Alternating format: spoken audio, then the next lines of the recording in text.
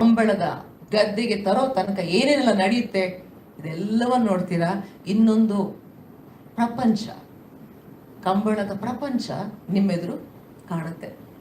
ಅದು ಬಿರುದ ಕಂಬಳ, ವೀರ ಕಂಬಳ. ಯಾಕೆ ಅಂದರೆ ಅದರಲ್ಲಿ ಇರೋದು ಖಾಲಿ ಸ್ಪೋರ್ಟ್ ಅಲ್ಲ, ಅದು ನಿಜವಾಗಲೂ ಬಹಳ ಆವೇಶ, ಉತ್ಸಾಹ, ಹೀರೋಯಿಸಮ್, ವೀರರಸ ಇರುವಂತಹ ಸ್ಪೋರ್ಟ್ ಅದು.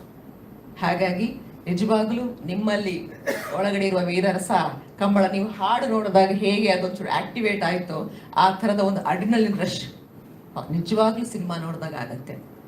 ಹಾಗಾಗಿ ದಯವಿಟ್ಟು ಸಿನಿಮಾ ನೋಡಿ. ಈ ಸಿನಿಮಾದಲ್ಲಿ ಘಟಾನುಘಟಿಗಳೆಲ್ಲ ಇದ್ದಾರೆ.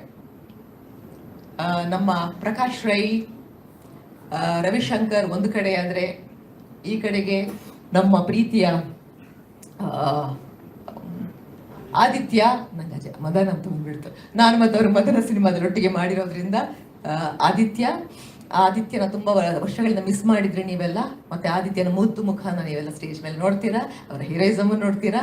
ಹಾಗೆ ಬಹಳ ಒಳ್ಳೆಯ ನಟರು, ಮಂಗಳೂರಿನ ಖ್ಯಾತ ಕಲಾವಿದರು, ವೆರಿ ಸೀಸನ್ಡ್ ಆರ್ಟಿಸ್ಟ್ಗಳು ಎಲ್ಲರೂ ಇದ್ದಾರೆ. ಒಂದು ರೀತಿಯಲ್ಲಿ ಮೃಷ್ಟಾನ್ನ ಭೋಜನ ನಿಮಗೆ ಬಡಿಸ್ತಾ ಇದ್ದೀವಿ ಅನ್ನೋ ಗ್ಯಾರಂಟಿ.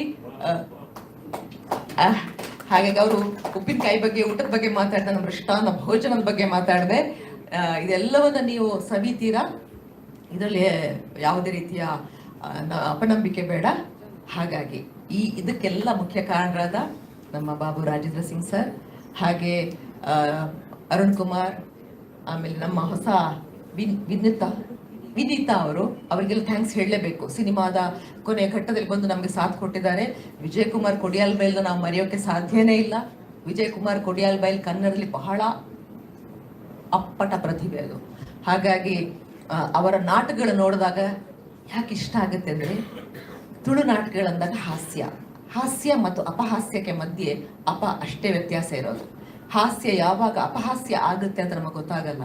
ಬಟ್ ಆ ತುಳು ಸಿನಿಮಾಗಳಲ್ಲಿ ಅಪಹಾಸ್ಯ ಇಲ್ಲದೆ ಇವತ್ತಿನವರೆಗೂ ಒಂದು ರೀತಿಯ ಕೆಟ್ಟ ಡಬಲ್ ಮೀನಿಂಗ್ಗಳು ಇಲ್ಲದೆ ಅದ್ಭುತವಾದ ಹಾಸ್ಯದ ಮೂಲಕ ನಾಟಕ ನಿಲ್ಲಿಸಿದ ಏಕೈಕ ವ್ಯಕ್ತಿ ನಮ್ಮ ವಿಜಯ್ ಕುಮಾರ್ ಕೊಡಿಯಾಲ್ ಬೈಲ್.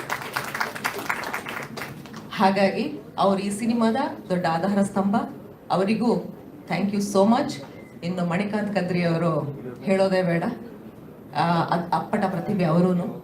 ನಮ್ಮ ತುಳುನಾಡಿನ ಪ್ರತಿಭೆ, ಅಲ್ಲಿನ ಸೊಗಡನ್ನ ನಿಮಗೆ ಎಕ್ಸಾಕ್ಟ್ ಆಗಿ ಪರಿಚಯಿಸೋಕೆ he is the right person. ಹಾಗಾಗಿ ಅವರ ಬಗ್ಗೆ ನನಗೆ ಪಕ್ಕಾ ನಂಬಿಕೆ, ಭರವಸೆ ಇದೆ. ಅವರ 2 ಹಾಡುಗಳನ್ನು ನೀವು ನೋಡಿದ್ದೀರಿ ಅಂದಮೇಲೆ ಈಗ ನಿಮಗೆ ಆ ನಂಬಿಕೆ ಖಂಡಿತ ನಿಮಗೂ ಬಂದಿರುತ್ತೆ. ಥ್ಯಾಂಕ್ ಯು ಸೋ ಮಚ್ ಇಂಥ ಒಳ್ಳೆ ಹಾಡುಗಳನ್ನು ನಮಗೆ ಕೊಟ್ಟಿದ್ದಕ್ಕೆ. ಆ್ಯಂಡ್ ಉಳಿದ ಎಲ್ಲ ಸ್ಟಾರ್ ಕಾಸ್ಟು ಎಲ್ಲರೂ, ಇದಕ್ಕೆ ಸೇರಿದಂತಹ ಆರ್ಟಿಸ್ಟ್ಗಳು, ಟೆಕ್ನಿಷಿಯನ್ಸ್ ಎಲ್ಲರನ್ನ ನೆನೆಸ್ಕೋತಾ ನನ್ನ ಮಾತು ಮುಗಿಸ್ತಾ ಇದ್ದೀನಿ. Thank you so much.